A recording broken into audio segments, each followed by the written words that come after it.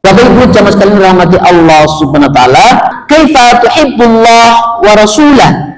Bagaimana cara kita mencintai Allah dan Rasulnya? Maka uhibbuhuma bi ta'atihima wattiba'i awamirihima. Maka cara kita mencintai Allah dan Rasulnya adalah mentaati dan mengikuti perintah Allah dan Rasulnya. Itu cara kita mencintai Allah dan Rasulnya, ya. Jadi bukan sekedar kata-kata saya cinta Allah, saya cinta Rasulullah, tapi tidak ada buktinya. Kata orang cinta itu perlu bukti, tidak sekedar kata-kata, ya, seperti seorang suami bukti cinta kepada keluarganya, dia mencari nafkah, bekerja siang malam, dia mengasihinya, itu bukti cintanya, bukan hanya sekedar kata-kata. Ya, demikian juga kita cinta Allah kepada Allah, cinta kepada Rasulullah, apa buktinya?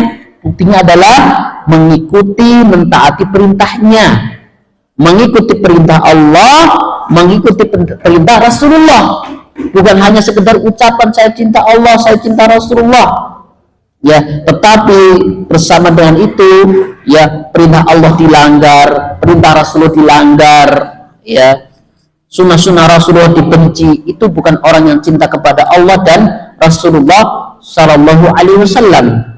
Maka Allah Subhanahu Wa Taala berfirman, "Qul in kuntum tuhibbunallah." Katakanlah jika kalian mencintai Allah, benar-benar cinta Allah, maka fattabi'uni, ikutilah aku, yakni Rasulullah, yuhibbukumullah. Niscaya Allah akan mencintai kalian, niscaya Allah mencintai kalian dan mengampuni dosa-dosa kalian. Jadi cinta kita kepada Rasulullah buktikan dengan mengamalkan sunnah-sunnahnya, dengan mengamalkan perintah-perintahnya.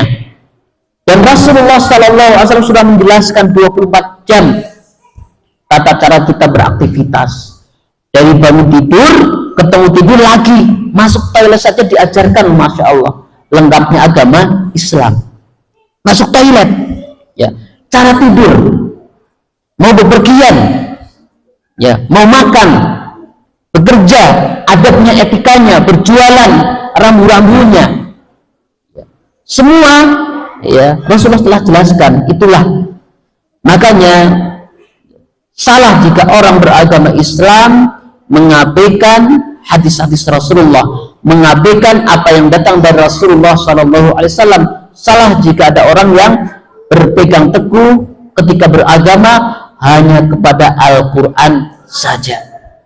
Karena yang merinci, yang menjelaskan, yang menjabarkan agama Islam adalah Rasulullah Sallallahu Alaihi Wasallam.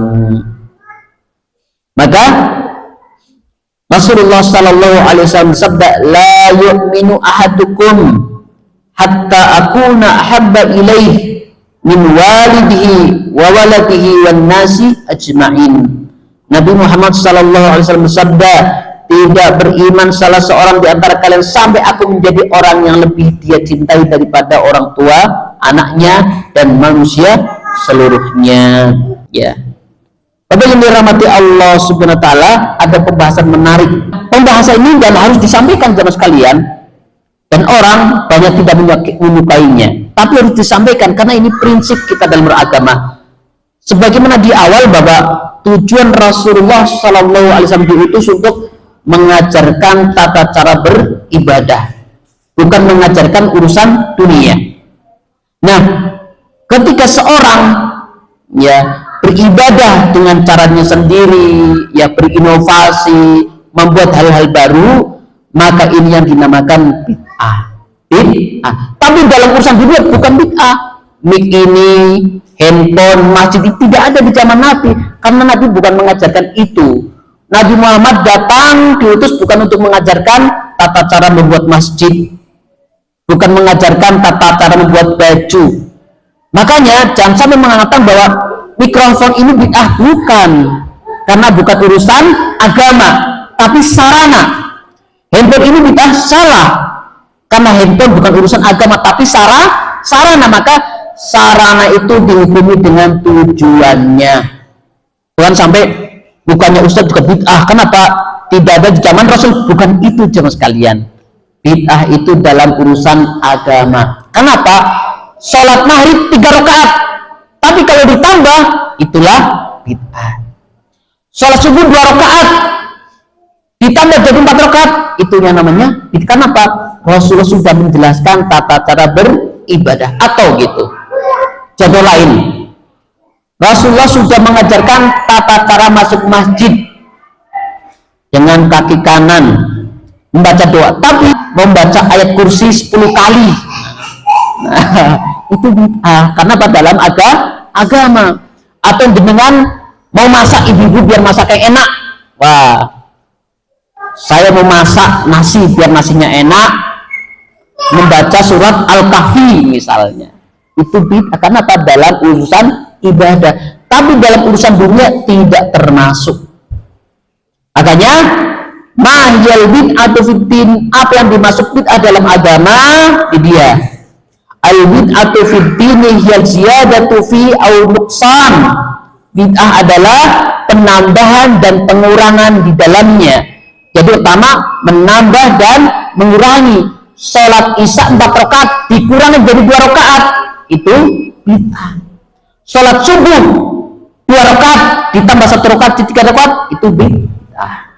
Ya, jadi jangan salah paham, urusan dunia ya itu bukan bid'ah, tapi sarah. Nah, jangan salah mengatakan itu handphone tidak ada zaman Nabi, kita salah, karena handphone urusan dunia. Wallahu a'lam. Jamaah sekalian rahmati Allah subhanahu wa ta'ala.